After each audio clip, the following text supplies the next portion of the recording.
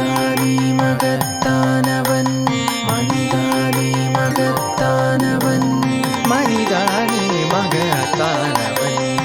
ஒரு பத்திரிகையாளர் சந்திப்பில் சுப்பிரமணியன் அவர்களை பத்திரிகையாளர் கேள்வி கேட்குறாரு. சார், அரசு மருத்துவமனையில் ஒரு சின்ன குழந்தைக்கு செவிலியர் ஊசி போட்டதுனால இறந்துருக்கு. இதை பற்றி அண்ணாமலை அவர்கள் விமர்சனம் செஞ்சுட்டு இருக்கிறாரு. இதற்கெல்லாம் காரணம் கையாலாகாத அமைச்சர்கள் தான் அப்படின்னு கேட்குறாரு. இதை பற்றி என்ன சொல்றீங்கன்னு கேட்குறாரு. அதுக்கு சுகாதாரத்துறை அமைச்சர் சுப்பிரமணியன் அவர்கள் சொல்றாரு, ஏம்பா அப்படியெல்லாம் ஒன்றும் இல்லை, அவரை அறிக்கை விட்டுறது தான். ஆனால் அடிஷனலாக நீங்கள் சில வார்த்தையை சேர்த்திக்கிட்டீங்க, நீங்கள் கையாலாகாதான்னு அவரை உபயோகிக்கவே இல்லை அப்படின்னு சில வார்த்தையை சொன்னார். ஆனால் உண்மையிலேயே காமெடியாக தான் இருக்குது.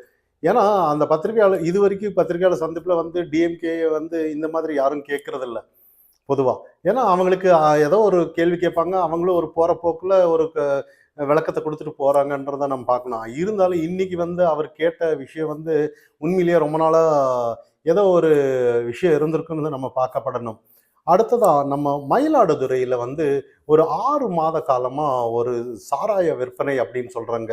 அதாவது ஒரு கிராமத்தில் நடு தெருவில் வித்துட்டு இருக்காங்கன்னு சொல்லி அதை தட்டி கேட்ட 2 மாணவர்கள், அதுவும் ஒருத்தர் என்ஜினியர், இன்னொருத்தர் டிப்ளமோ படிச்சுட்டு இருக்கிற மாணவர்கள், அவங்க 2 பேர் வெட்டி கொலை செஞ்சுருக்காங்க. கிராம மக்கள் சரமாரியா கேள்வி கேட்டுட்டு இருக்காங்க. இன்னைக்கு காலையில் ஒரு வக்கீல் அட்வொகேட் ஒரு பத்திரிகையாளர் சந்திப்பில் சொல்லிட்டு இருந்தாரு. அதாவது இது ஒரு 6 மாசமா நடந்துட்டு இருக்கு. ஆனால் இதை பற்றி எல்லாருமே அந்த வீதியில் இருக்கிறவங்க எல்லாருமே போய் கம்ப்ளைண்ட் பண்ணி இல்லை தட்டி கேட்டோன்னா அந்த வீட்டில் அடிப்பாங்களாமா, வீடு புகுந்து அடிப்பாங்களாமா. அப்படியே யாராவது அப்படியே கம்ப்ளைண்ட் பண்ணி கோர்ட்டு அந்த காவல்துறைக்கு போனாலும் கூட காவல்துறை ஏதோ 1 மணி நேரத்தில் அவன் வெளியே வந்துடுவானாமா. அப்போது அந்த இடத்துல ஏதோ காரணம் கேட்டோன்னா அங்கே ஏதோ ஒரு காசு ஏதோ மாமூல் கொடுத்துட்டு வந்துருவாப்புல. அரெஸ்ட் பண்ணதான் இல்லை, எஃப்ஐஆர் சப்போஸ் கம்ப்ளைண்ட் பண்ண போனாலும் கூட அந்த அவங்களுக்கு எதிராகவே எஃப்ஐஆர் போட்டு அந்த இடத்துல நிறைய நிலைப்பாடு இருக்குன்ற மாதிரி சொல்கிறாங்க. ஆனால் இதெல்லாம் எதை குறிக்குதுன்னு தான், இவங்களுக்கெல்லாம் எந்த தைரியம் யார் கொடுத்தாங்கன்னு சொல்லி தான் சில அந்த கைதானவங்க மூவேந்தன், ராஜ்குமார், தங்கதுரை அப்படின்னு சொல்லி இறந்தவங்க பாவம் சின்ன பசங்க தான் எல்லாரும். ஹரிசக்தி அப்படின்னு சொல்லி சின்ன பசங்க, படிக்கிற பசங்க. உண்மையிலேயே படிக்கிற பசங்களுக்கு உண்மையிலேயே இந்த தில்லு வேணுதான்னு நம்ம பார்க்கப்படணும். ஆனால் எதை நம்பி இப்படியெல்லாம் பண்ணுறாங்க, தட்டி கேட்குறாங்கன்னா ஏதோ ஒரு காவல்துறை இருக்குது, சரியான ஒரு அவங்க மேலே சட்ட ரீதியாக ஏதோ ஒன்று கேட்கணும்னு தான். அப்போ இதெல்லாம் அப்போ இனிமே யார் கேட்பாங்கங்கிற ஒரு தைரியம். அப்படி கேட்டாலும் கூட இந்த மாதிரி அடக்குமுறை, இந்த மாதிரி கொலை அது இதுன்னு வரும்போது யாருமே முன் வர்றதில்லைன்ற அங்கதான் கருத்து இருக்கு. ஆனா இதெல்லாம் எங்க பாருங்க, நம்ம நாட்டுல இதை இன்னும் திசை திருப்புறதுக்காக காவல்துறை ஒரு இது கொடுத்துருக்காங்க. இதெல்லாம் முன்விரோத காரணமாக தான் அப்படின்னு காவல்துறை அறிக்கை விட்டுருக்காங்க, கொலை நடந்திருக்கு அப்படின்னு சொல்லி. ஆனா பப்ளிக் மத்தியில சரமாரியா கேள்வி கேட்குறாங்க. உண்மையிலேயே காவல்துறை இந்த அளவுக்கு மோசமா இருக்கான்னு ஏன்னா இதுக்கு முன்னாடி கள்ளச்சாராயம் நம்ம கள்ளக்குறிச்சியில நடந்த விஷயம் எல்லாருக்குமே நிறைய ஒரு உதாரணமா இருந்தாலும் கூட சட்டத்தன் கடமையை செஞ்சு அடக்கிட்டாங்களான்னு பார்த்தோன்னா அப்படி இல்லைன்னு தான் நம்ம பார்க்கப்படணும். இதெல்லாம் இப்படியே நடந்ததுன்னா இதெல்லாம் அரசு இருக்கா, இதெல்லாம் கண்காணிக்கிறாங்களா, காவல்துறை யார் கட்டுப்பாடுல இருக்கு, இதில் மக்கள் மத்தியில நாங்க நல்லாச்சின்னு சொன்னோம்னா நம்பப்படுவாங்களான்ற மாதிரி தான். அப்போ இது தொடர்ந்து இந்த மாதிரி சில விஷயங்கள் நடந்துட்டு இருந்தோம்னா அதை தாண்டி இன்னொன்று, புதுச்சேரியில் ஒரு 7 வயது சிறுமிக்கு பாலியல் நடந்ததா அந்த வாத்தியார் ஓட அடிச்சிருக்காங்க. அதுலேயே கூட சில செய்திகள் வருது. அந்த செய்தி என்னன்னா அந்த வாத்தியாருக்கு ஆதரவாக சில யாருமே காவல் சரியான ஒரு பதிவு பண்ணலன்ற மாதிரி. அதனால சரியான நடவடிக்கை எடுக்காதனால தான் போய் ஸ்கூலையே சூறையாடிட்டு வந்திருக்காங்கன்ற மாதிரி. ஒரு சட்டம் இருக்குன்னு நம்பி போய் கம்ப்ளைண்ட் பண்ணுறாங்க. அந்த கம்ப்ளைண்ட் பண்ண இடத்துல அவங்க சரியாக நடவடிக்கை எடுக்கலைன்னா சூறையாடுறது தப்பில்லைன்ற மாதிரி தான் நம்ம பார்க்கப்படணும். இருந்தாலும் சட்டத்தை இவங்க கையில் எடுத்திருந்தாங்கன்னா அவங்க ஏன் சட்டத்தை கையில் எடுத்திருப்பாங்கன்னு தான். இந்த மாதிரி சில விஷயங்கள் நடக்கும்போது எதிர்கட்சி எல்லாம் இருக்கா, இதுக்காக போராடுவாங்களா, மக்கள் மத்தியில் இதெல்லாம் ஒரு பேச்சு பொருளாக எடுத்துட்டு வருவாங்களா, இல்லை ஏதோ ஒரு காவல்துறையில் ஏதோ ஒரு கடமைக்கு ஏதாவது ஒரு கேஸ் எடுப்பாங்க, அப்படியே விட்டுருவாங்க. மக்கள் மத்தியில் எதுவுமே ஊடகத்திலையும் இன்னைக்கு யாரும் பேசப்பட மாட்டாங்க பெருசா எதுவுமே. இன்னைக்கு ஊடகத்தில் ஏதாவது பேசணும்னா விஜய்க்கு ஓய்பிரிவு பாதுகாப்பு அப்படின்னு அந்த அந்த மாதிரி தான் பேசுவாங்களே ஒழிய இந்த மாதிரி ஒரு மக்களுக்கு உண்டான ஒரு குரல் வந்து இந்த இடத்துல யாருக்கும் வெளிப்பட்டு கொண்டு வர்றதில்லைன்னு தான். காரணம் என்னன்னா, இந்த ஊடகம்னாலே எல்லாமே ஆளுங்கட்சிக்கு ஆதரவா இருக்குன்னு தான். இந்த சட்டம் ஏன்னா ஆளுங்கட்சி நாங்க நல்லாட்சி குடுத்துட்டு இருக்கோங்கன்ற சொல்றாங்க. ஆனா நல்லாட்சி இல்லைன்னு இந்த ஊடகம் சும்மா விடுமா?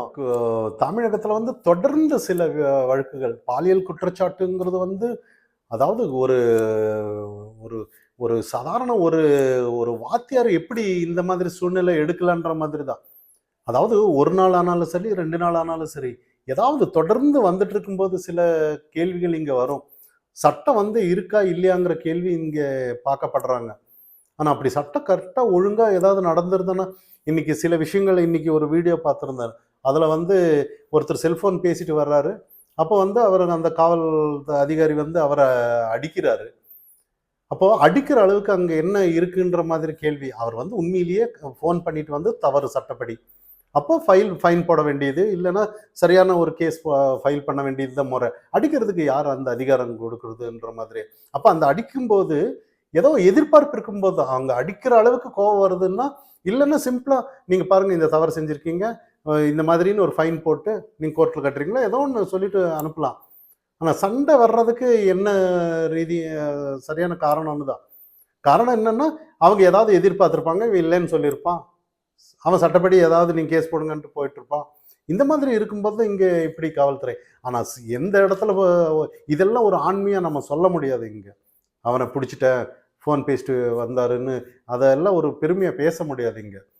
உண்மையிலேயே புடிக்க வேண்டியதெல்லாம் உண்மையிலேயே அங்க தான். சாராயம் விக்கிறாங்க, நடு ரோட்ல அடிக்கிறாங்க, தைரியமா. கம்ப்ளைண்ட் பண்ணாலும் கூட வீடு புகுந்து அடிக்கிறாங்க. கேட்டோன்னா, எங்ககிட்ட பணபலம் இருக்கு, அது இருக்கு, இல்ல போலீஸ் பலம் இருக்கு, அதிகார பலம் இருக்கு.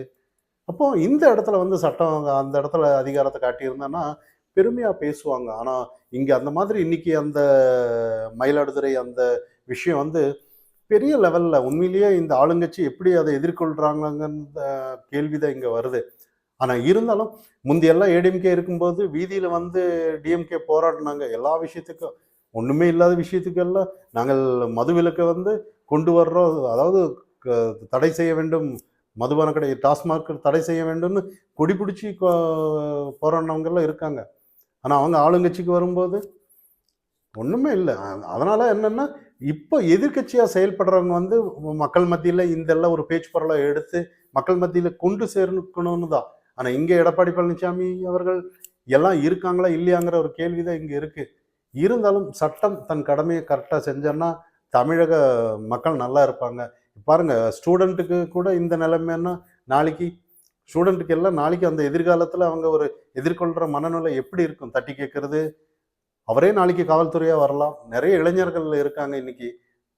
நாளைக்கு காவல்துறைக்கு வரணும் அப்படின்ற ஒரு நல்ல ஒரு எண்ண அபிப்பிராயமே இருக்கும். ஆனா இந்த மாதிரி இருந்துருச்சுன்னா, இதே காவல்துறை வேலையை வந்து மக்கள் எடுத்துட்டான்னா, சட்டம் மக்கள் எடுக்கக்கூடாதுன்னு தான் காவல்துறையை வச்சிருக்காங்க. இப்ப சட்டம் எதுக்கு? கோர்ட் எதுக்கு? வக்கீல்கள் எதுக்கு? இந்த அரசாங்கம் எதற்குன்ற மாதிரி சில கேள்விகள் இங்க வருது. மனிதானி மகத்தானவன் மனிதானி மகத்தானவன்